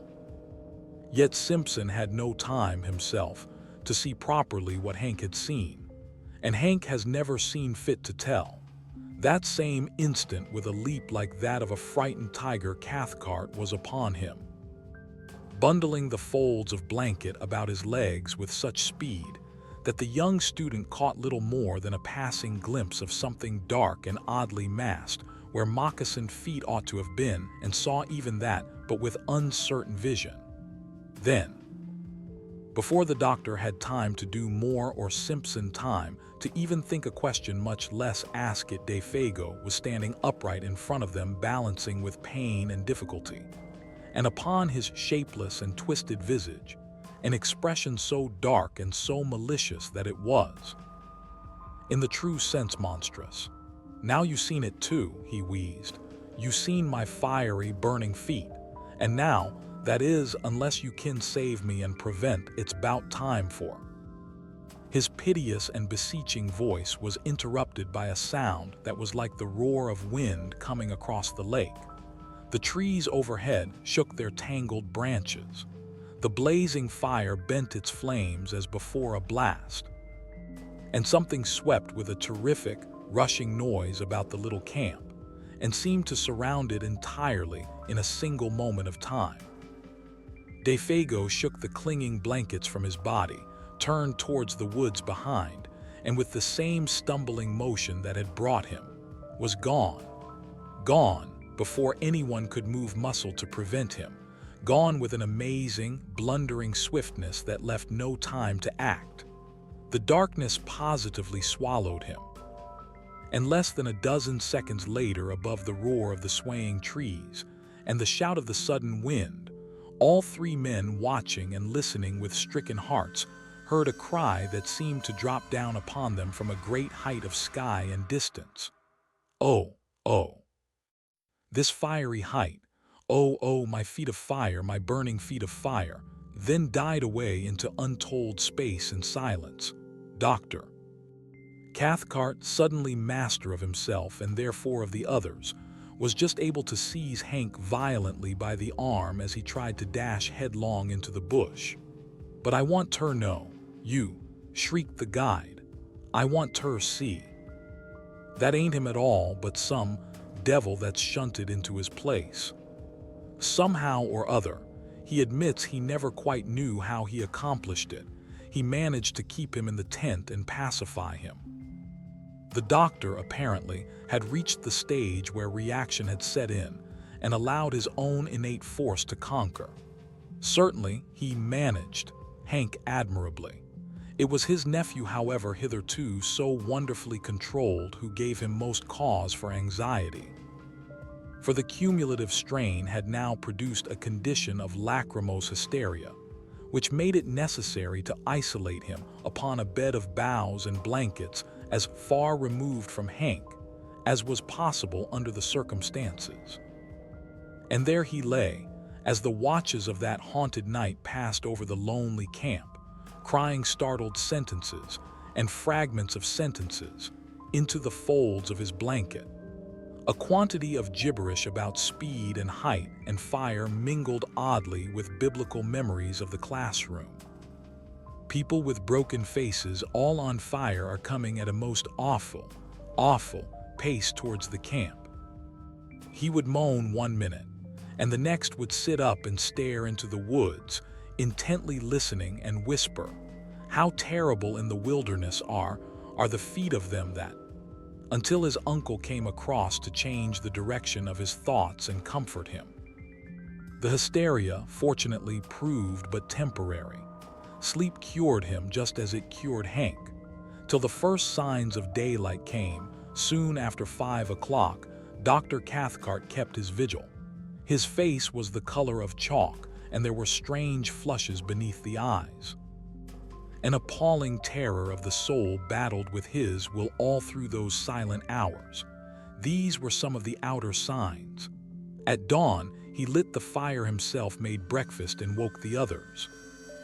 And by 7, they were well on their way back to the home camp, 3 perplexed and afflicted men, but each in his own way having reduced his inner turmoil to a condition of more or less systematized order again. Final chapter. They talked little, and then only of the most wholesome and common things, for their minds were charged with painful thoughts that clamored for explanation, though no one dared refer to them. Hank, being nearest to primitive conditions, was the first to find himself, for he was also less complex. In Dr. Cathcart, civilization championed his forces against an attack singular enough. To this day, perhaps, he is not quite sure of certain things. Anyhow, he took longer to find himself. Simpson, the student of divinity, it was who arranged his conclusions probably with the best, though not most scientific, appearance of order. Out there, in the heart of unreclaimed wilderness, they had surely witnessed something crudely and essentially primitive. Something that had survived somehow the advance of humanity had emerged terrifically, betraying a scale of life still monstrous and immature. He envisaged it rather as a glimpse into prehistoric ages, when superstitions, gigantic and uncouth, still oppressed the hearts of men, when the forces of nature were still untamed, the powers that may have haunted a primeval universe not yet withdrawn. To this day, he thinks of what he termed years later in a sermon, savage and formidable potencies lurking behind the souls of men, not evil perhaps in themselves, yet instinctively hostile to humanity as it exists. With his uncle, he never discussed the matter in detail, for the barrier between the two types of mind made it difficult.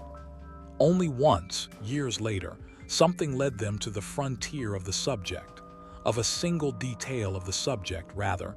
"Can't you even tell me what they were like?" he asked, and the reply, though conceived in wisdom, was not encouraging. "It is far better you should not try to know or to find out." "Well, that odor," persisted the nephew. "What do you make of that, doctor?" Cathcart looked at him and raised his eyebrows. "Odors," he replied, "are not so easy as sounds and sights of telepathic communication. I make as much, or as little probably, as you do yourself." He was not quite so glib as usual with his explanations. That was all. At the fall of day, Cold, exhausted, famished, the party came to the end of the long portage and dragged themselves into a camp that at first glimpse seemed empty. Fire there was none, and no punk came forward to welcome them.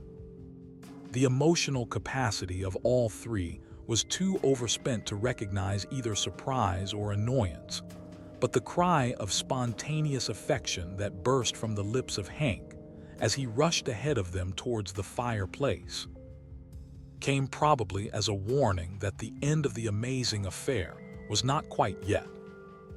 And both Cathcart and his nephew confessed afterwards that when they saw him kneel down in his excitement and embrace something that reclined, gently moving beside the extinguished ashes, they felt in their very bones that this something would prove to be Defago, the true Defago, returned.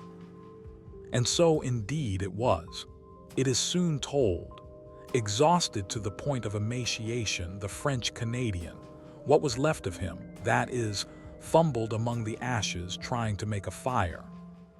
His body crouched there, the weak fingers obeying feebly the instinctive habit of a lifetime with twigs and matches. But there was no longer any mind to direct the simple operation. The mind had fled beyond recall, and with it, too, had fled memory. Not only recent events, but all previous life was a blank. This time it was the real man, though incredibly and horribly shrunken. On his face was no expression of any kind whatever, fear, welcome, or recognition. He did not seem to know who it was that embraced him, or who it was that fed, warmed, and spoke to him the words of comfort and relief. Forlorn and broken beyond all reach of human aid, the little man did meekly as he was bidden. The something that had constituted him individual had vanished forever. In some ways it was more terribly moving than anything they had yet seen. That idiot smile as he drew wads of coarse moss from his swollen cheeks and told them that he was a damned moss-eater. The continued vomiting of even the simplest food, and worst of all the piteous and childish voice of complaint in which he told them that his feet pained him, burned like fire, which was natural enough when Dr. Cathcart examined them and found that both were dreadfully frozen. Beneath the eye, there were faint indications of recent bleeding. The details of how he survived the prolonged exposure, of where he had been, or of how he covered the great distance from one camp to the other, including an immense detour of the lake on foot since he had no canoe, all this remains unknown. His memory had vanished completely.